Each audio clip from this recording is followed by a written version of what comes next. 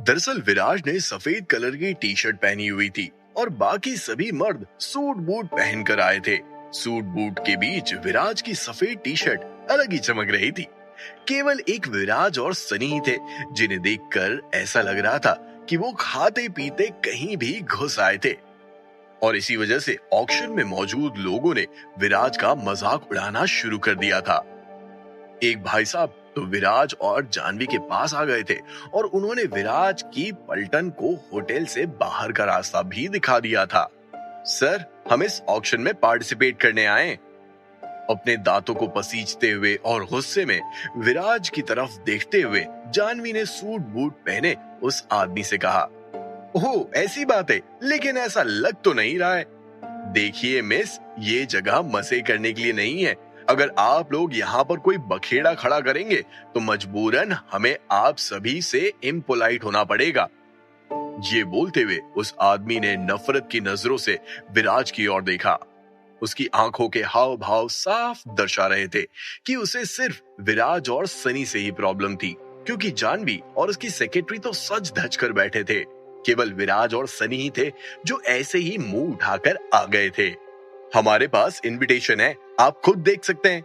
जानवी का गुस्सा अब उबाल ले चुका था। जानवी ने तुरंत ही अपने पर्स से इनविटेशन लेटर बाहर निकाला और उस सूट बूट पहने हुए आदमी की तरफ बढ़ा दिया था।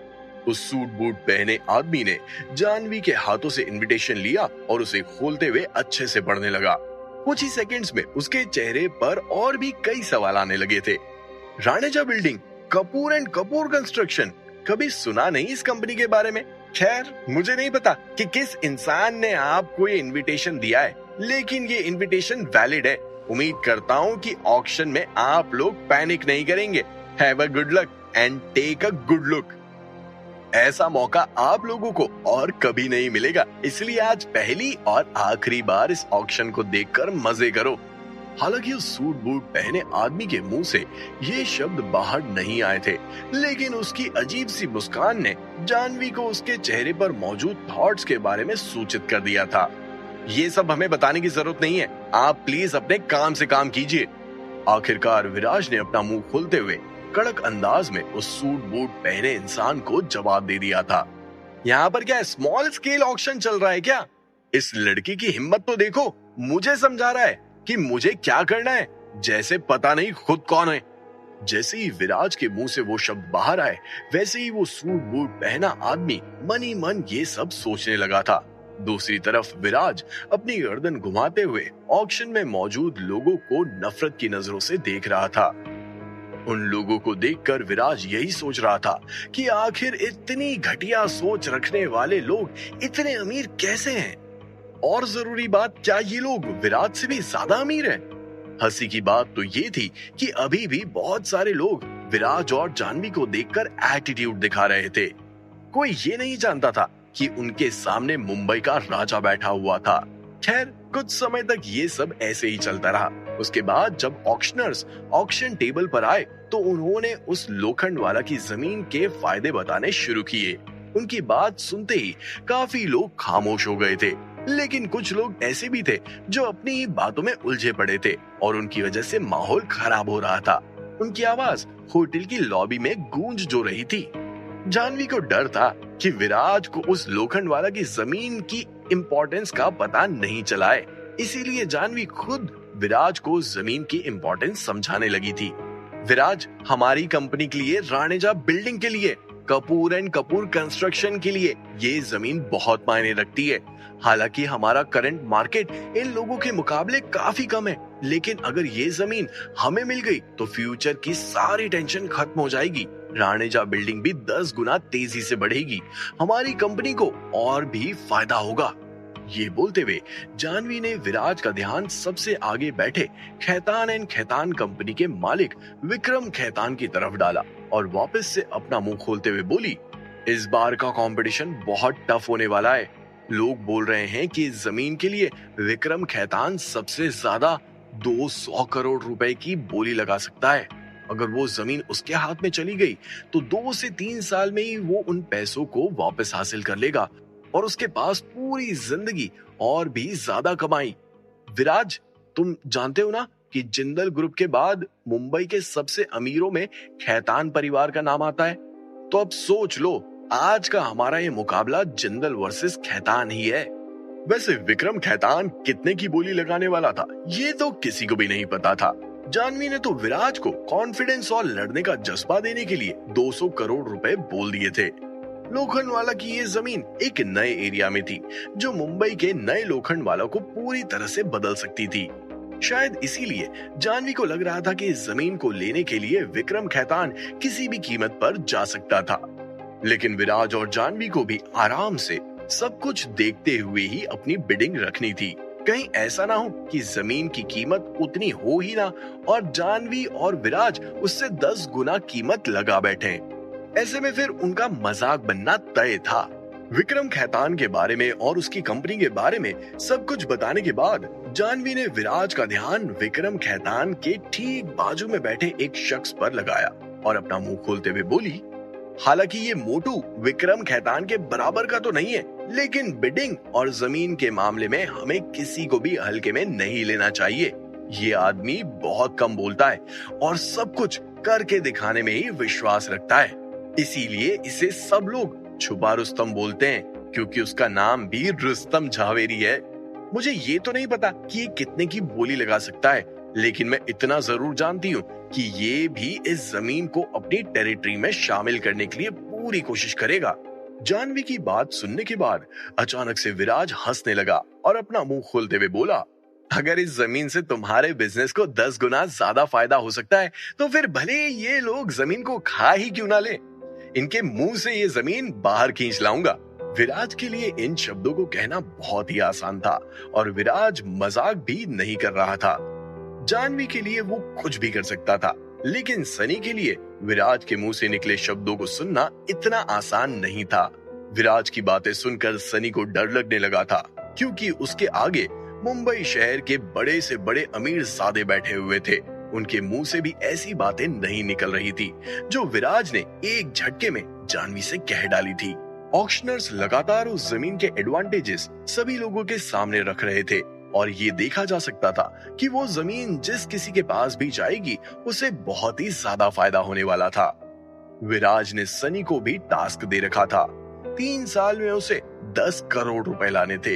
हालांकि सनी उस जमीन को तो खरीद नहीं सकता था, लेकिन विराज ने उसे सुनने और ऑब्जर्व करने का भी काम दिया था। सारी बातों को सुनने के बाद और अपने दिमाग में सारी गणित को जोड़ने के बाद सनी जानना चाहता था कि उस जमीन की बिडिंग किस कीमत पर शुरू हो रही है। जैसे ही सनी अपनी कुर्सी से उठा और ऑक्शनर्स के सामने अपने सवाल को पूछने ही वाला था कि तभी एक सूट बूट पहने आदमी ने सनी का मजाक बनाते हुए कहा, अरे मेरे छोटे भाई, अचानक से तुम तो खड़े हो गए, बिना बिडिंग के ही सीधा बोली ही लगाओगे क्या? छोटा दिमाग लगाने की जरूरत नहीं है, बैठ जाओ। और ये बोलते हुए वो आदमी जोर जोर से हंसने लगा था। जब जानवी विराज को सभी लोगों के बारे में बता रही थी, तब विराज ने गौर किया था कि वो आदमी लगातार जानवी को घूर रहा था। जैसे ही सनी खड़ा हुआ, वैसे ही उसे बोलने का मौका मिल गया था और उसके पीछे पीछे सभी लोग भी हंसने लगे थे। वो सूट बूट पहना आदमी कोई और नहीं बल्कि लोढ़ा ग्रुप के मालिक का उत्तराधिकारी था। मुंबई शहर में उनके कंस्ट्रक्शन का नाम बहुत पॉपुलर था। ऐसे में अगर देखा जाए तो वाकई में उस लोखंडवाला की जमीन को लेने के लिए बड़े बड़े दिग्गज आए थे। लेकिन क्या विराज सनी की बेइज्जती को ऐसे ही जाया जाने देता? हरगिज़ नहीं। तुरंत ही विराज ने अपना मुंह खोलते हुए कहा, दरअसल हमारा दिमाग बहुत बड़ा है, इसीलिए हमें उसे लोगों को दिखाने में कोई प्रॉब्लम नहीं है। विराज ने ना केवल अपनी पलटन को डिफेंड किया, बल्कि उस सूट बूट पहने आदमी के मुंह पर अपने शब्दों का कड़क तमाचा जड़ दिया था। लोढ़ा ग्रुप के उत्तराधिकारी को विराज की वो बात बिल्कुल भी पसंद नहीं आई। उसकी आंखों में विराज के लिए गुस्सा साफ साफ दिखने लगा था। विराज को उस ऑक्शन में कोई नहीं जानता था, लेकिन लोढ़ा ग्रुप को तो सब लोग जानते थे। सभी की नजरों में विराज और उसकी पलटन या तो नए नए अमीर थे या फिर एक नौसिखिए थे। ऐसे में किसी बड़े आदमी को पलट कर जवाब देना हर किसी के बस की बात नहीं थी। हालांकि लोढ़ा ग्रुप के उत्तराधिकारी ने अपना गुस्सा तुरंत ही शांत करते हुए विराज को एक सुझाव दे डाला था। मेरे बड़े दिमाग वाले छोटे भाई, हमारी इंडस्ट्री काम कैसे करती है उसे समझने की थोड़ी कोशिश कीजिए। अगर इतनी जल्दबाजी करते हुए अपना बड़ा दिमाग हम सभी को दिखाएंगे तो ये बड़ा दिमाग रिजल्ट के बाद चक्कर खाते हुए जमीन पर गिर जाएगा। मैं नहीं चाहता कि मेरे छोटे भाई को मुंह की खानी पड़े। हालांकि ये एक सुझाव था, लेकिन ये सुझाव विराज को शांत करवाने के लिए बाहर आया था। सुझाव देने के बाद लोढ़ा ग्रुप के उत्तराधिकारी को विराज को और भी सुनाने का मौका मिल गया था। तुरंत ही उसने अपने कपड़े ठीक किए और अपना मुंह खोलते हुए कहा, अगर तुम्हारे में वाकई में काबिलियत है तो तुम पहले तो कभी ऑक्शन में नजर नहीं आए और मेरे पीछे क्यों बैठे हो? तुम्हें तो सबसे आगे होना चाहिए था। इसी के साथ लोढ़ा ग्रुप के सारे लोग हंसने लगे थे। जैसे ही लोढ़ा ग्रुप का उत्तराधिकारी शांत हुआ, वैसे ही उसके ठीक पीछे बैठा वो शख्स जो पहले भी विराज और जानवी से आकर भिड़ चुका था, उसने बोलना शुरू किया। भाई मयंक, क्यों छेड़ रहा है तू उसे? वो बहुत ही शॉर्ट टेम्पर्ड लड़का है, जाने दे। अभी जब ऑक्शन शुरू होगा तो सब कुछ उन्हें अच्छे से दिखाई देगा। कौन आगे जा रहा है और कौन इस ऑक्शन से बाहर हो रहा है, फिर उनका दिमाग छोटा है या बड़ा, ये हमें भी पता चल जाएगा। और इसी के साथ लोढ़ा ग्रुप के उत्तराधिकारी अपने सोफे पर वापस से बैठ गए थे। विराज जिंदल अपना सिर हिलाते हुए बस हंस रहा था। किसी को भी विराज की काबिलियत दिख नहीं रही थी। अगर विराज इन लोगों को ये भी बोल देता कि उसके पास 1000 करोड़ हैं, जो कि सच था, तो भी कोई उस पर भरोसा नहीं करता। और करता भी कैसे? किसी को भी नहीं पता था कि विराज जिंदल परिवार का उत्तराधिकारी है। जिंदल परिवार के सामने ये लोग आखिर थे ही कौन? लेकिन क्योंकि विराज को लो प्रोफाइल में रहना पसंद था, इसीलिए ऐसे एनकाउंटर्स होना कोई नई बात नहीं थी।